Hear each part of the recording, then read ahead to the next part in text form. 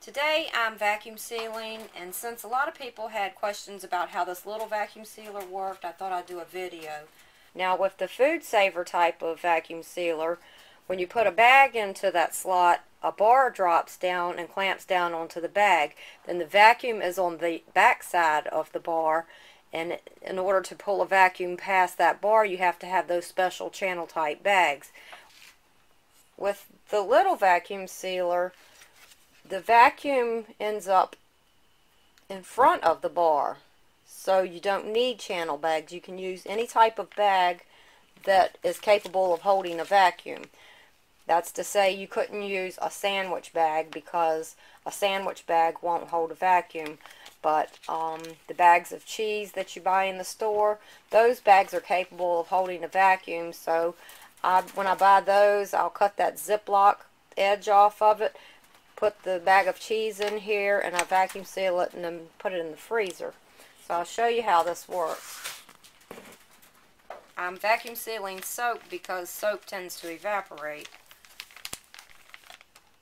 So what you do is pull out the nozzle, put your bag on there, and you make sure that it's smooth.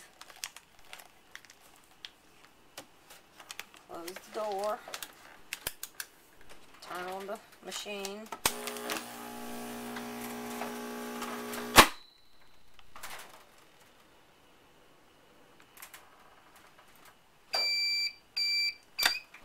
And unlock it. And that's it. It's vacuum sealed. And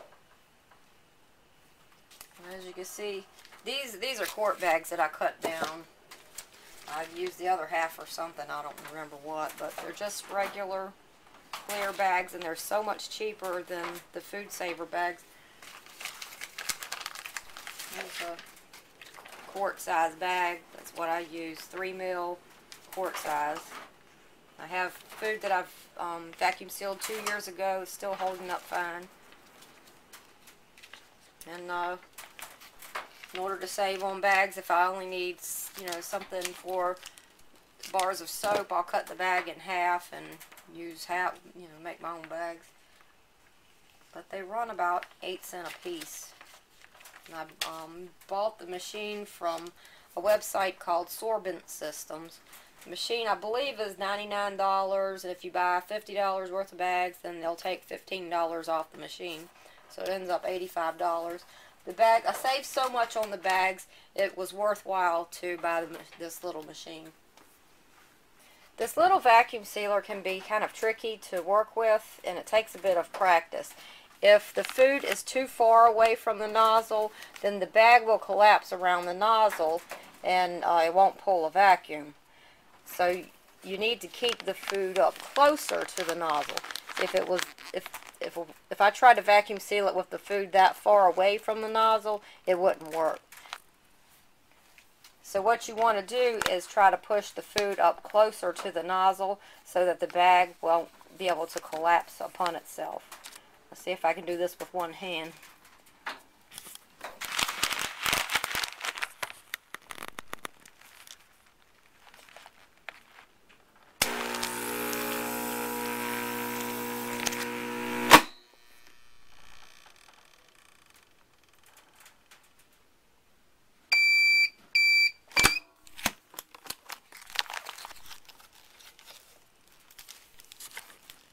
Yeah, it works fine, but if those beans had been too far away from the nozzle, it wouldn't have worked properly.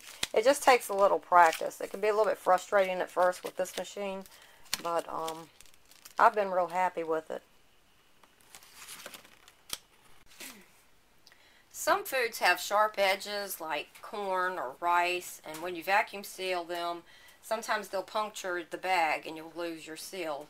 That happens whether you're using food saver bags or these bags. I've heard people suggest that you could put the food inside of lunch bags and then put the lunch bag inside the plastic bag and vacuum seal it. But I found that the lunch bags have sharp edges of their own that will puncture the bag. So my solution to the problem is to fill socks with the food and then vacuum sealing the sock full of food. And here's bag of corn that I vacuum sealed inside of a sock.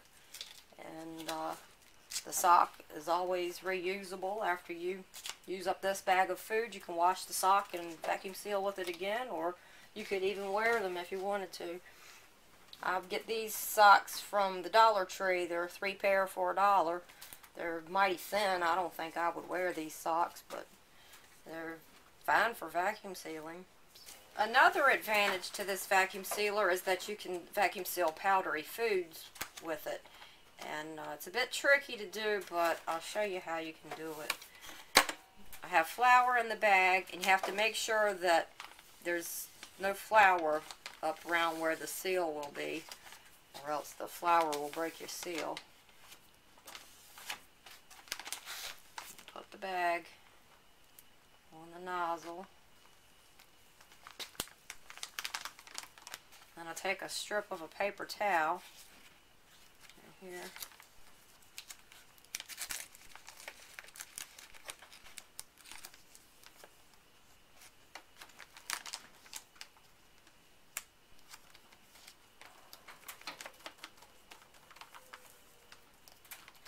Position it right below the nozzle.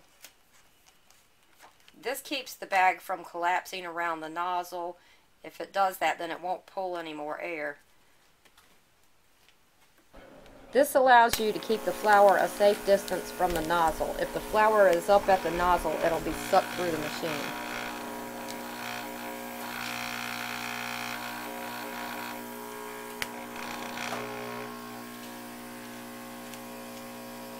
Basically what you're doing is creating a channel with the paper towel.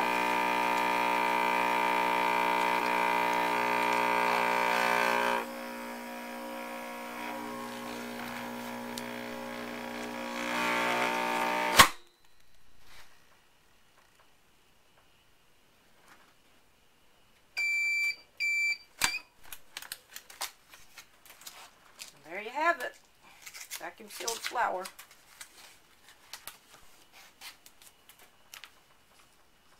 So that's how the little vacuum sealer works. Hope it helps.